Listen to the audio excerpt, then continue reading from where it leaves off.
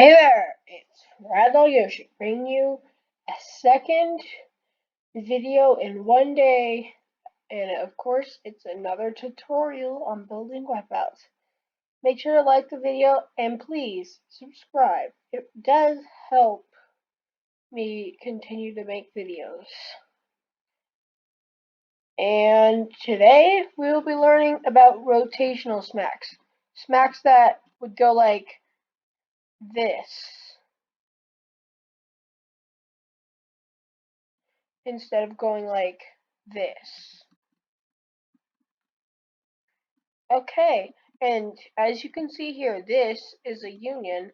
It has a perfect, I made it with just a part that I made negative and negated and just unioned them. And then we have the basic good looking Smackwall that blends in. The hole on this Smackwall just so happens to fit perfectly to where you can't see it except for the color. Which unions have different, like you may be seeing electric blue, like this may have electric blue right here, but once this goes into a union, the colors you can be varied from the normal parts if you look real closely. And yeah, so basically you're not going to want to use any normal motors, which is something you use surface and just like go to motor. You're not going to want to use those. Those are laggy. Neither do you want to use velocity motors or that. The only thing you want to use is a hinge constraint. And yeah, this is in the center of it so that it rotates.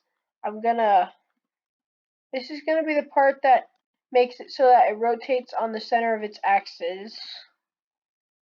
And so everything here is gonna have to be welded except for this block right here, which is gonna be the thing that turns it. It's gonna be the hinge motor or hinge servo, whatever you want to call it. So I suggest doing this, like highlighting all them and hitting weld constraint, because it welds all those parts together. Then I suggest grouping them, but making this invisible and making this invisible and can collide, making this also invisible and can collide off. To make this can collide off, it doesn't actually need to collide to do this hinges. Okay, now you're going to want to have this at 1 so that it automatically does the center of the face on the face that you're putting it on.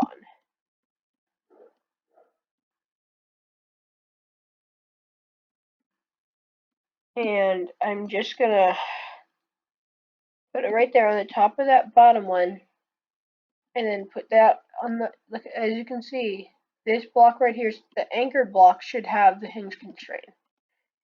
Check that you have it correct. Now you're going to start the servo. Torque should always be at infinity, because if it's not at infinity, then players are able to push the thing back if there's no stun on it. Angular speed is what's going to determine how fast it goes, and the angle, well, that's pretty self-explanatory. So go with whatever speed you choose. I'm going to choose 2. And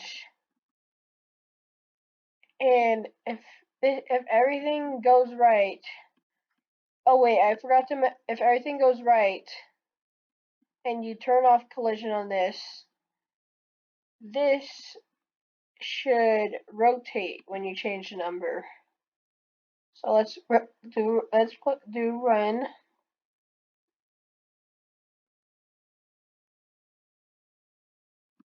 Okay, so hinge constraint.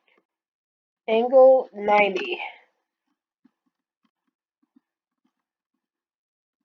Okay, so it's not rotating. Why is this? Do I actually need this to be can collide? Oh, it's at that angle right now.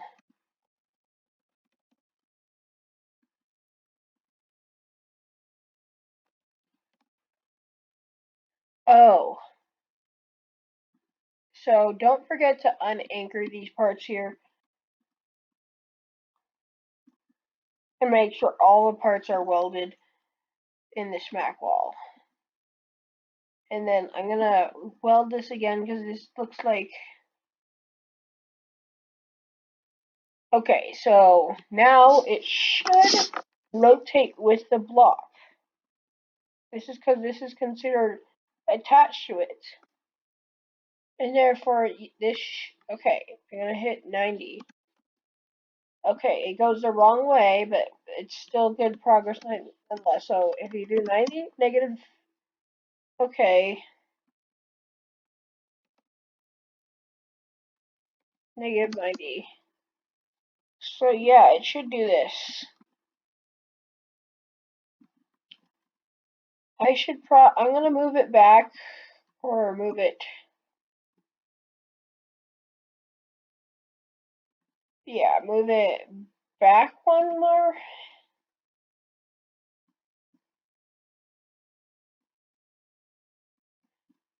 So yeah, if all goes well, that should happen right there. And you should make it so that it hits hard, but it doesn't hit too hard. So I'd say 5 in this case. And now, since it's just here, you have to do run to activate it, which means you can't actually activate a game. So now we're gonna do two possible ways you can do this, and the best way to organize this is to make it hinge motor and group all the, like, name the thing with the hinge constraint on it, hinge motor, and group all these parts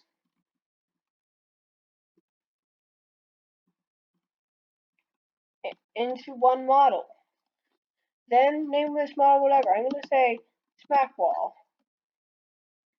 Okay, first we're gonna do the auto version. Take a piece from whatever the platform is, because it's the easiest way to line up your player sensor with the thing itself. Also, make sure to turn Can Collide on. There's two ways that you can turn this on so that players don't fall through it, but still have this Mac wall work. Because right now, this when this doesn't have space to rotate fully, so so there's the first way to fix this is to go to model and go to collision groups, add a group, like just one, make this group not collide with itself, and yeah, you can just do this to all this stuff, and it will fix it. The other way is to use the no collision thing, but it's harder when there's this many, because then you'll just have to do no collision on all of this smack wall and put it connect each piece of that. So in this case, it's easier just to use collision groups. And don't forget that collision groups won't work if the thing doesn't collide itself. This is a thing that will trigger it in the auto version. Make sure to make it much bigger than the platform so players cannot jump around it. And also a lot taller than a player can jump, so they can't jump over it either. Okay, so we're going to use the basic starting mechanism for the waterstone, so that would be script parent touched connect. Now we're going to put function, and then you're going to delete this parentheses so you can put this and other part, or whatever you want to name it. This is a parameter, and it's basically when it's touch, it's sensing what is doing the action. So when it's player added, it senses the player that's showing it. When you're clicking it, senses the player is clicking it. Okay, so local parent equals other part parent. This is just finding the parent of it, which should always be when it's when you're doing touch scripts. for a player, the parent of whatever's colliding should always be the name of their character. And then local humanoid equals parent find first child humanoid. And the reason you want to do humanoid is because only players, including player clones, will have humanoids in them. It's basically the main thing that makes them able to walk and stuff. It's the main thing that you're gonna need for manipulating player speed, jump, and sitting, and physics too, like being able to be tricked. Okay, if humanoid, then script dot parent, and that two parents is just going to be the parent. The first parent to script, the parent of the script, which would be the part, and the parent of that part, as you can clearly see, is workspace. So that now we're in workspace, we'll do Smackwall. So that's one of the childs, and also when it's doing find first child, that's just searching the entire thing to see, does this have this part? And back to the script up, well, since whatever you named the block that has a hinge in it, hopefully you named it hinge motor. You put dot hinge motor, or whatever you called it, dot hinge constraint, dot target angle equals, in my case, -90. Usually should be 90 or -90 for you. And then wait a given amount of time, like probably 2 or 1.5 would be good. 1 through 2 would be a good time. And then script dot parent dot smackwall dot hinge motor dot hinge constraint dot target angle equals 0, which means it will return to its original state. So if this is correct, and you might want to make it bigger just so players don't lag through it, when the player collides with this block, it should make the Smackwall come out. Yes, it does.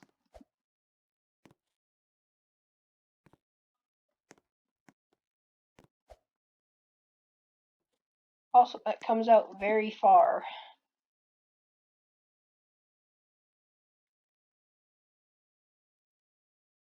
So the way I was able to find where it was right here is to find the medium between this background parts. These background parts are like the end point of this and the beginning point of this. You just find where they line up and put the part there. That's why I had been that spot to center it. That's why it goes out so far. And by the way, to make the curve, I used a plugin called Archimedes 2. It's very useful. Okay, now that we have this done right here, now I'm going to show you the way to make it a non-auto and make it manual. So basically you're going to make a button right here, scale it to your likings, and it's best that you, if you're going to use it in a contraption, make sure that when you place the click detector, aka what senses when a player clicks it, make sure it has max activation distance at like 10 or less, so that players cannot activate it when they're in the mud, because then they can kind of cheat your obstacle when you're doing it in a competition. When you're trying to host an episode, they can click the disable and just walk right through it as if they had actually beat the obstacle, but in reality just cheated by deactivating the button before you could activate the Smackwall. And that's the advantage of an auto thing. First of all, people aren't going to get mad that, oh, it's being controlled, so therefore it's rigged. If it's auto, players can't complain about that stuff. And if it's auto, it's not the player, because if it's manual, players can, the person who's controlling can choose basically who gets to make it past the obstacle, and also and consequently who moves on. Okay, so the button is gonna be whatever color you want. This is gonna be the one that activates it, and you can make a deactivation button if you want. We're just gonna show how to make the activation button in this thing. So insert object script dot parent dot. Okay, I forgot to place in the click detector, so don't forget to do that. Make it sound like max activation distance 10. Dot parent dot parent dot parent dot click detector dot mouse click connect function.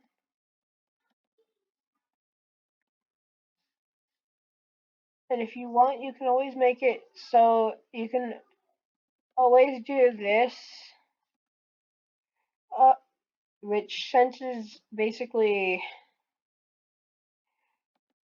player dot name equals and then your name, like your username. So in this case, it's hide poop 1. Then script.parent.smackwall dot hinge motor dot hinge constraint dot target angle equals -90. Weight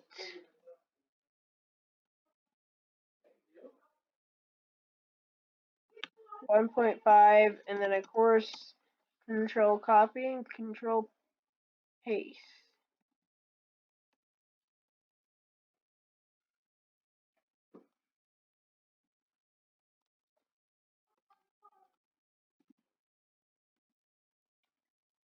Okay, so this should work, and